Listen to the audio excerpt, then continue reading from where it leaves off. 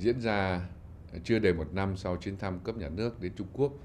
của đồng chí Tổng Bí thư Tô Lâm, thì chuyến thăm cấp nhà nước đến Việt Nam lần này của Tổng Bí thư Chủ tịch nước Tập Cận Bình là một sự kiện chính trị đối ngoại quan trọng hàng đầu của hai đảng, hai nước, có ý nghĩa chiến lược. Nó sẽ tác động lâu dài đến sự phát triển của quan hệ Việt Trung trong bối cảnh hai nước đều đang bước vào một kỷ nguyên mới, một thời đại phát triển mới. Tôi hoan nghênh chuyến đi thăm của Chủ tịch Tập Cận Bình đến Việt Nam. Tôi hy vọng là chuyến đi thăm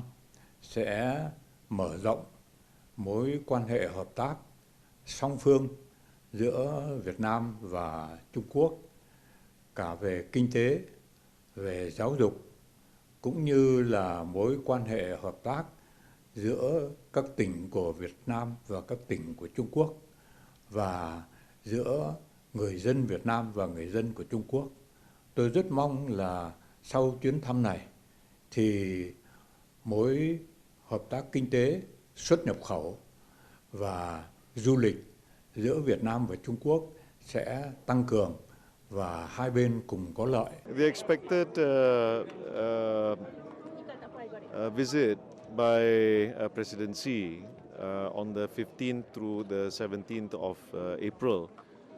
is hoped to help enhance bilateral relations between our two countries, and of course we look forward to enhancing also bilateral trade. China is an important trading partner for Malaysia, and in Malaysia's capacity as the chairman of ASEAN, there will definitely be a lot to discuss, and we look forward to hosting President Xi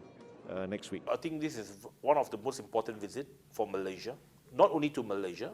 but to ASEAN and to the rest of the world. Of course, everyone is looking forward to the message of President Xi. Of course, we hope that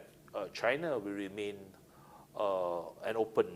trading economy. China will remain a trusted partner of the world. China will remain committed to the rule-based system of global trade.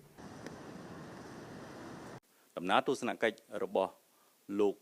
ស៊ីជីនពីងប្រធានរដ្ឋចិនគឺជាការគូសបញ្ជាក់និងបង្កើននៅធាតុចូលទៅដល់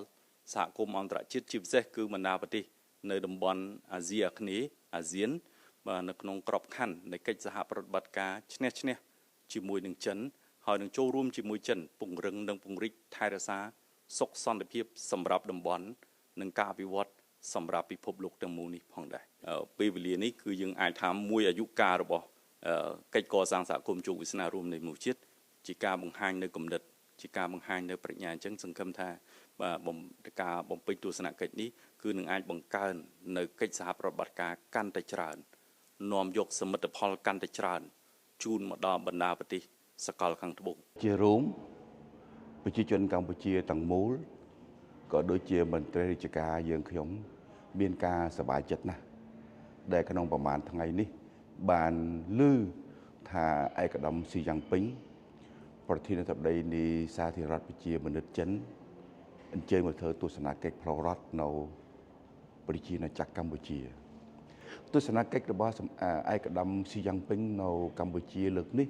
ក៏ជាចលករមួយក្នុងការបន្ថែមនិងបង្រឹងនៅតំណែងអភិវឌ្ឍរបស់កម្ពុជានៅក្នុងបរិបទថ្មីទៀត